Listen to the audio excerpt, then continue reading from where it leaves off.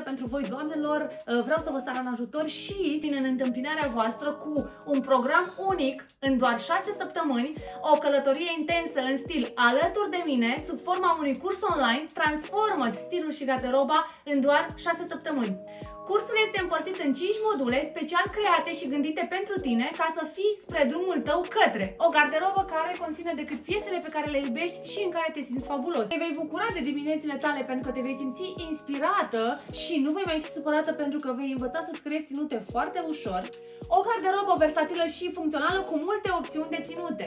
Vei salva timp și bani pentru că te voi învăța să faci shopping inteligent. Învăța să-ți alegi haine în funcție de conformația corpului tău și care să scoată în evidență personalitatea și silueta. Vei învăța ce este un dress code și cum să îl respecti. Vei învăța cum să-ți creezi o ținută de la o nuntă la o invitație pe red carpet. Vei învăța să te îmbraci bine cu bani puțin și să arăți luxos. Și, bineînțeles, vei deveni cea mai bună versiune a ta în doar 6 săptămâni. Invit să citești detaliat soluția creată de mine special pentru tine a cursului meu unic, Transformă-ți garderoba și stilul în 6 săptămâni. Moda este în schimbare, tot ce vei învăța în acest curs îți va rămâne pentru totdeauna. Așa că nu mai amâna și stabilește acum o întâlnire cu mine 1 la 1, care este gratuită, să începem călătoria în stil împreună. Abia aștept să ne cunoaștem!